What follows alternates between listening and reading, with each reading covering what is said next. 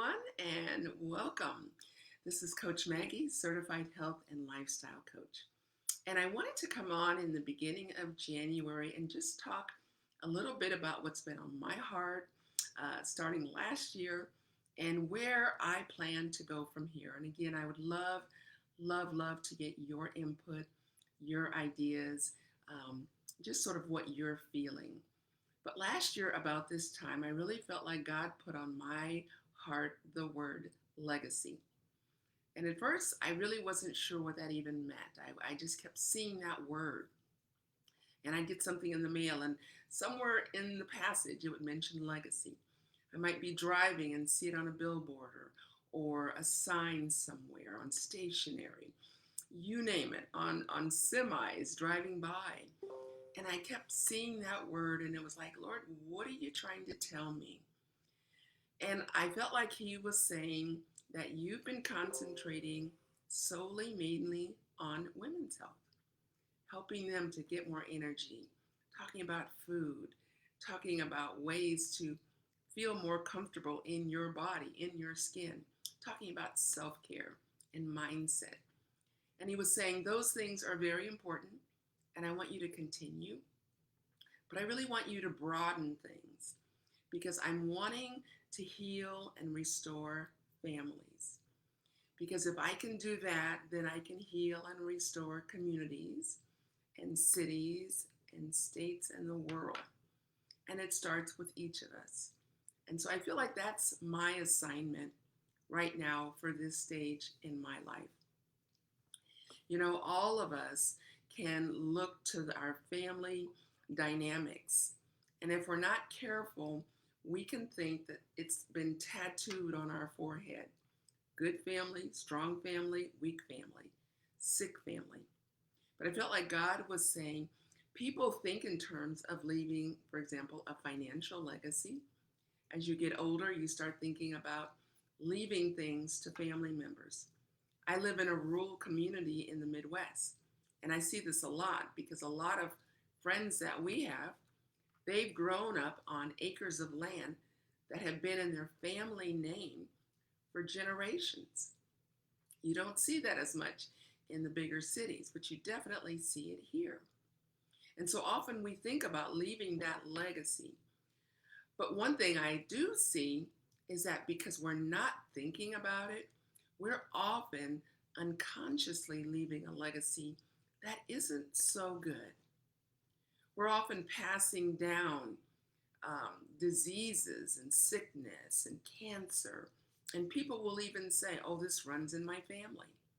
And unfortunately, it's easy for them to then feel like, I guess I'm doomed to also get cancer or diabetes because my parents had it, my grandparents had it. But what about if we could flip that switch?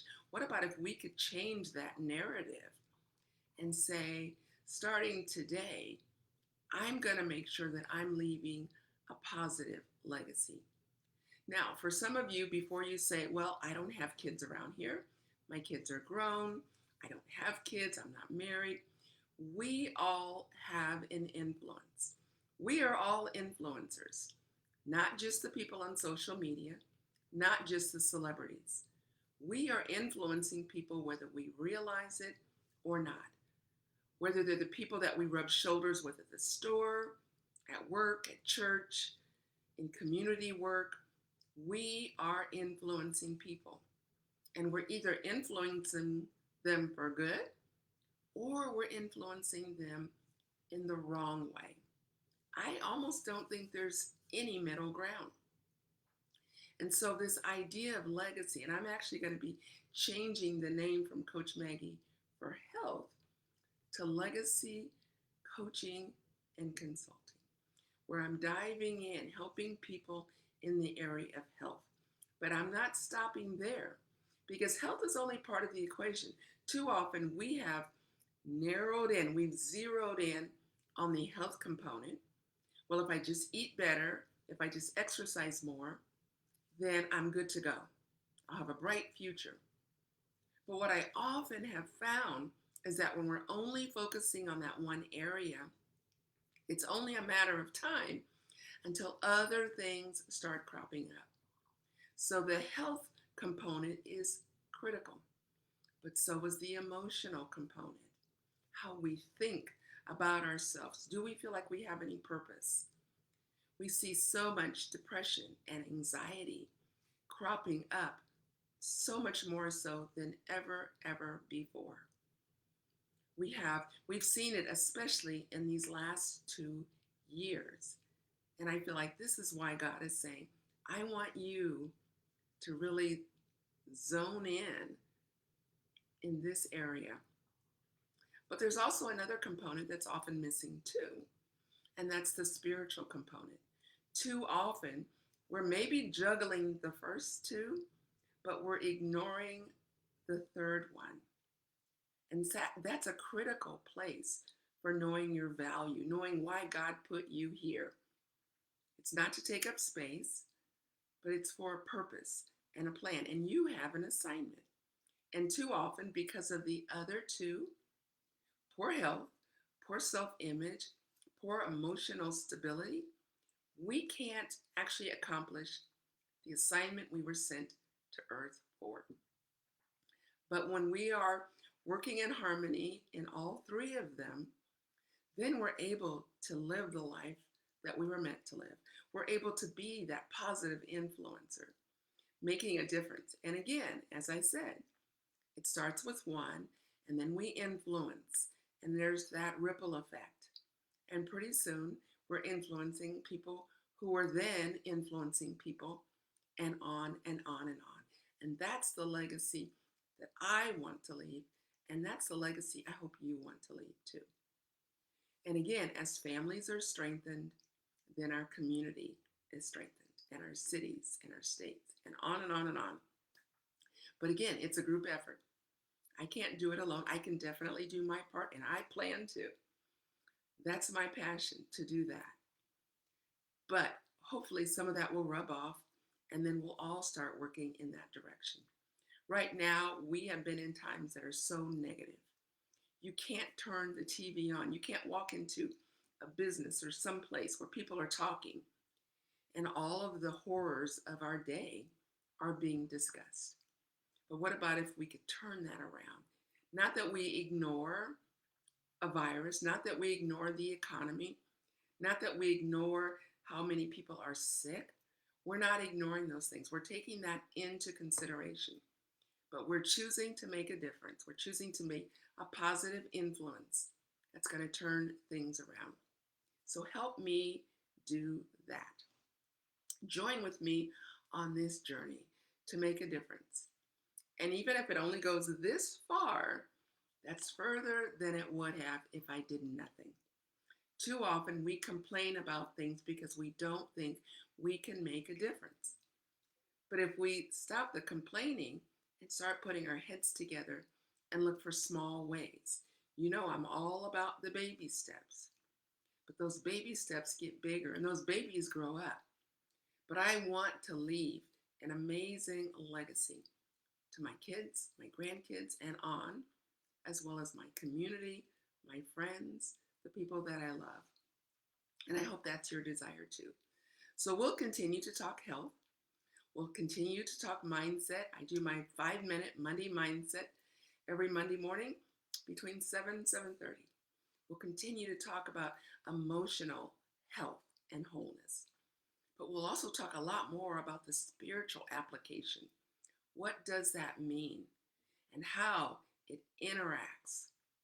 Because again, I believe with everything in me that God's put us here for a reason, for such a time as this.